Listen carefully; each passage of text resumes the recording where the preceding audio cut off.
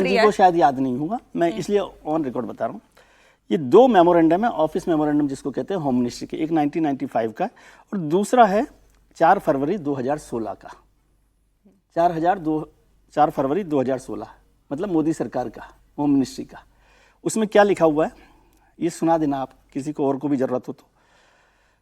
Adopting timelines, ये लिखा हुआ है द प्रेसिडेंट, ये जो सुप्रीम कोर्ट का आदेश था ना, supreme court of India in a significant judgment mandated the president must decide on state bills referred by governors within 3 months, adopted timelines from 2 office memorandums issued by the Ministry of Home Affairs on February 4, 2016.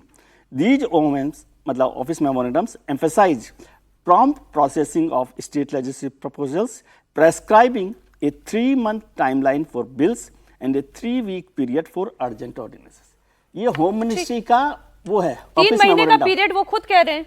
ये मोदी सरकार के 4 फरवरी 2016 का office memorandum है। ये थोड़ा सा पढ़ के बता दीजिए उन लोगों को भी।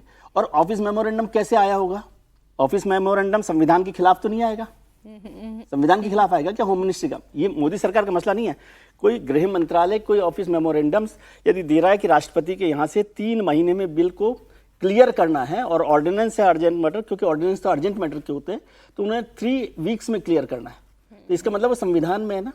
और आर्टिकल 142 को पढ़ लीजिए ठीक से कि आर्टिकल 142 क्या कहता है, और जिसमें अंबेडकर साहब ने जो कॉन्स्टिट्यूएंट असेंबली है उसमें भी बड़ी डिबेट हुई है, और उसमें उन्होंने कहा कि सेफ्टी वॉल्व है सुप्रीम कोर्ट, कि जब बहुत सारे मसलों पर कोई विवाद हो रहा हो संसद के बीच में, सुप्रीम कोर्ट के बीच में, प्रधानमंत्री राष्ट्रपति के बीच में, तो फाइनल फैसला सुप्रीम कोर्ट का माना जाए, क्योंकि वो सेफ्टी वॉल्व है जिसके लिए कानून की परिधियों को, सीमाओं को खत्म कर दिया। एक बार कॉन्स्टिट्यूएंट असेंबली में अंबेडकर साहब ने जो कहा है उसको भी पढ़ लेना चाहिए। तो बहुत सारी बातें हैं, लोग पढ़ते नहीं है कुछ भी। और कुछ 145(3) में सुप्रीम कोर्ट को क्या 2 जज को संविधान की व्याख्या करने का अधिकार है? इसमें संविधान की व्याख्या हुई नहीं, व्याख्या नहीं। देखिए जो आप मेमोरेंडम पढ़ रहे हैं, ये ऑफिस ऑफ मेमोरेंडम संविधान से क्या लेना देना? ये मेमोरेंडम राष्ट्रपति के लिए नहीं है कि राष्ट्रपति के लिए है। सुनिए, राष्ट्रपति के यहाँ से क्लियर कराने की बात है। वही तो राष्ट्रपति देखिए दोनों बहुत डिफरेंसेस है। कैसे कि जो ऑफिसर्स हैं वो ये कोशिश करें कि ऑफिसर थोड़ी कुछ करते हैं, किसी नहीं जाएगा, वही तो कांटेक्ट करते हैं वहां। अरे दिन रात जो स्टैंप किसकी होती है? नहीं, सिग्नेचर के लिए सुनो, स्टैंप किसकी है? सिग्नेचर तो राष्ट्रपति हाँ, का करता ही है, लेकिन तो हर चीज पे वो जाते रहते हैं। लेकिन ये सर वो जॉइंट सेक्रेटरी के साइन पर 3 महीना माफी हो जाती है फांसी की। सुनो आप सुनिए ना, आपने पढ़ दिया, मैंने बोले 3 महीना एक नॉर्मल होना ही चाहिए। उसमें कहीं किसी को डाउट नहीं कि 3 महीना भी नहीं होना चाहिए, कोई फैसला तुरंत हो जाए, कोई जाती है तो, लेकिन एक 3 महीना होना चाहिए। लेकिन सुप्रीम कोर्ट का 2 जज इस पर रीट मैंडेमस एक प्रकार से पारित कर दे। 145(3) में कम से कम 5 जजों के बेंच को यह अधिकार मिला हुआ है कि 5 जज के बेंच संविधान की व्याख्या करेंगे। इसमें संविधान की व्याख्या का सवाल ही नहीं। सवाल है, बात ठीक है, लेकिन सवाल है, व्याख्या का सवाल ही नहीं है इसमें। राष्ट्रपति नॉमिनल पद है, लेकिन सारे काम देश के राष्ट्रपति के नाम पर मुद्दा ही संविधान की व्याख्या का गरिमा होती है। नहीं सर, उसकी मैं इससे बिल्कुल असहमत हूं। मैं तो केवल उनकी जो भाषा आएगा कोर्ट में, उनकी जो भाषा है, हाँ कोर्ट में जाना ही चाहिए बिल्कुल। इसके रिव्यू संविधान की व्याख्या का मसला होता है, जाएगा कोर्ट में जाएगा। 15 अगस्त तो सुनिए, 26 जनवरी 1950 के बाद ये पहला अवसर है कि सुप्रीम कोर्ट के 2 माननीय न्यायाधीशों ने इस प्रकार से कोई टिप्पणी की है। इसके पहले इतिहास में हुआ नहीं था। मैं 2 बातें जो समझ पा रही हूं, आप ये कह रहे हैं कि ये यूनानिमस होना चाहिए और कम से कम 5 जजेस की पीठ के द्वारा आया होना चाहिए। पीठ की बात कर रहे हैं, कॉन्स्टिट्यूशन बेंच और आप ये कह रहे हैं कि यहाँ पे संविधान की कोई व्याख्या नहीं का मसला ही नहीं है। ठीक, एक छोटा सा रिएक्शन फिर मुर्शिदाबाद की खबर पर। जी देखिए, मैं निशिकांत दुबे और मदन मिश्रा दोनों के बारे में जिक्र करना चाहता हूं। दोनों सांसद है, एक लोकसभा में है और एक राज्यसभा में, दोनों भारतीय जनता पार्टी के सांसद हैं। जिस तरीके से निशिकांत दुबे का जो बयान है, और कल भी इस पर चर्चा हुई थी कि बहुत दुर्भाग्यपूर्ण है। हालांकि ठीक है, भारतीय जनता पार्टी के राष्ट्रीय अध्यक्ष ने एक औपचारिकता निभा ली है जब उन्हें लगा कि भाई ये बहुत सीधे व्यक्तिगत हमला था। आप तो CJI के ऊपर आरोप लगाया कि chief justice of India Sanjeev Khanna देश में गृहयुद्ध शुरू करना चाहते हैं। तो मुझे लग रहा है भारतीय जनता पार्टी को लगा हुआ कि ये बहुत गलत बयान है, तो एक औपचारिकता जरूर निभाई। मुझे लगता है कि इससे बढ़कर भारतीय जनता पार्टी को एक कहना चाहिए था कि भाई निशिकांत दुबे को हमने शो कॉज नोटिस दिया है और उनसे कहा है कि 48 घंटे में अपना पक्ष रखे। इस तरह के बयान देने का सरकारें बनाने की जरूरत ही नहीं है। अगर सुप्रीम कोर्ट को ही बंगाल मसले पर संज्ञान लेना हो तो फिर आप क्यों सरकारें काम करना बंद कर दे? सुप्रीम कोर्ट ही पश्चिम बंगाल भी देख ले, सुप्रीम कोर्ट ही मणिपुर भी देख ले। नहीं, जब सरकारें काम नहीं करती तब सुप्रीम कोर्ट सुप्रीम कोर्ट देखता का है। आप दखल होता गलत है, मुझे तरीके से लगता है। व्याख्या कर और रहे इस हैं। तरीके से मणिपुर का जिक्र जैसे बयानबाजी- उन्होंने किया मनन मिश्रा ने, तो मणिपुर में जब काम नहीं हुआ, जब सरकार ने काम नहीं किया, तब सुप्रीम कोर्ट ने नोटिस लिया है।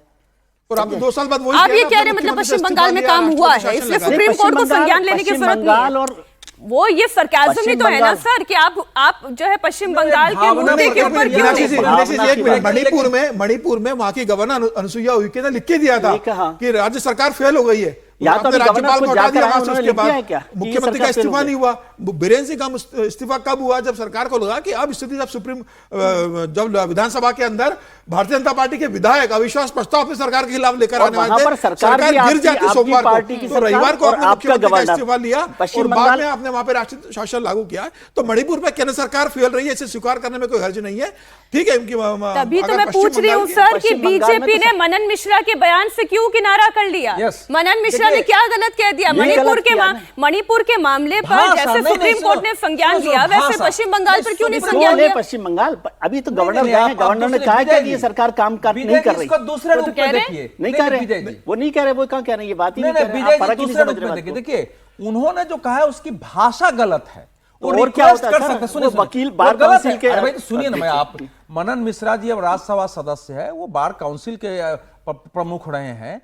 वो अगर रिक्वेस्ट कर सकते थे कि जी। सुप्रीम कोर्ट जैसे मणिपुर का लिया था वैसे हाँ। पश्चिम हाँ, ठीक बंगाल है, का भी उसमें कोई संज्ञान बात ले नहीं। हाँ। और उसको लेना चाहिए। और मैं ये रिक्वेस्ट- संज्ञान क्यों तो लेना उसमें चाहिए? दिक्कत नहीं होना चाहिए। सर ये लेकिन खबर मैं भाषा बता देती तो हूँ है ना, क्यों भाषा संज्ञान गलत लेना है, चाहिए। भाषा गलत है, ये आपत्ति यहाँ जो गलत है। इतनी बहस हो रही है या जो चर्चा हो रही है कि मनन मिश्रा ने जो कहा वो सही कहा लेकिन कहने का अंदाज गलत था, ये क्यों हम चर्चा कर रहे हैं? क्योंकि मुर्शिदाबाद में जो हुआ, जो हिंसक घटना हुई, पीड़ित अब भी रो रहे हैं, वो अपने घरों तक नहीं लौट पाए हैं। कल बंगाल के राज्यपाल ने मुर्शिदाबाद में राहत शिविरों में रह रहे पीड़ितों से मुलाकात की। मारे गए हरगोविंद दास और चंदन दास के परिजनों से मुलाकात की और इस दौरान पीड़ितों ने बंगाल में बीएसएफ का स्थायी कैंप बनाने की बात की। बताइए, पुलिस चौकी बनाने की मांग होनी चाहिए थी, लेकिन भरोसा नहीं है पश्चिम बंगाल की पुलिस पर, इसलिए बीएसएफ का कैंप बनाने की बात हो रही है।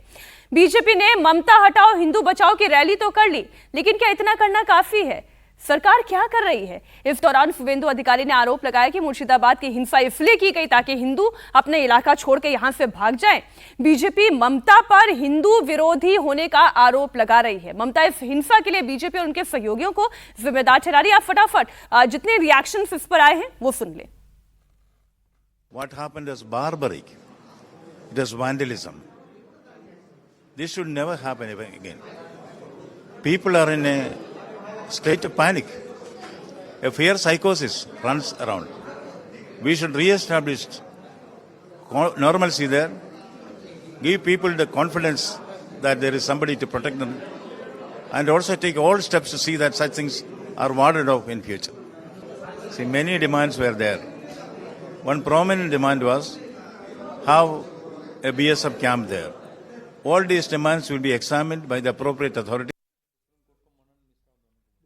समीर जी, हिंदू बचाओ रैली बीजेपी निकाल रही है, इस रैली से कुछ नहीं होगा, इससे बड़ा कदम उठाना होगा, क्योंकि जो ममता बनर्जी कर रही है वो प्रत्यक्ष है, सामने दिख रहा है। पश्चिम बंगाल पुलिस पर भरोसा नहीं है वहां के लोगों को।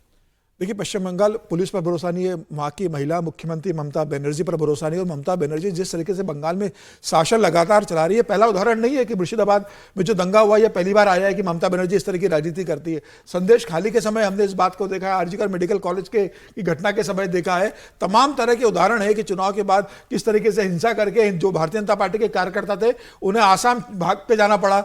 ये हमने ये भी देखा है कि किस तरीके से राज्यपाल जो आनंद बोस है, इनके पहले जो राज्यपाल थे वहां पर धनखड़ साहब, उनको अपना राजभवन खोलना पड़ा लोगों को रहने के लिए। तो बंगाल के अंदर हिंदुओं के साथ जिस तरीके से बांग्लादेश में जैसे हिंदुओं के साथ व्यवहार हो रहा है, वैसा ही व्यवहार बंगाल के अंदर ममता बनर्जी के गुंडे जो लोग हैं टीएमसी के, वो वहां के हिंदुओं के साथ कर रहे हैं। मुझे लग रहा है पूरा देश जानता है, पूरी बंगाल जानता है इस बात को, और केंद्र सरकार को इस बात को समझना चाहिए कि बंगाल अब नॉर्मल स्थिति में नहीं रहा। अब चुनाव के वक्त ममता बनर्जी इसे अपने राजनीतिक स्वार्थ के लिए किस तरीके से, और ममता बनर्जी के जो मंत्री है चौधरी, वो कैसा बयान देते हैं, ममता बनर्जी के मुर्शिदाबाद के जो सांसद है वो कैसे बयान देते हैं, कलकत्ता के जो मेयर है वो कैसे बयान देते हैं, जो मंत्री है, विधायक है, सांसद है, वो जिस तरीके से बयान दे रहे हैं। ममता बनर्जी बोल रही है ना, और ममता शांति बनर्जी बनाए खुद कहती रखने है कि की अपील कर रही है। बीएसएफ को कर रही है, संघ घटना को मौलानाओं को अंजाम दे रहा मंच पर है, बाहर से बुलाकर लोग आकर कर रहे हैं।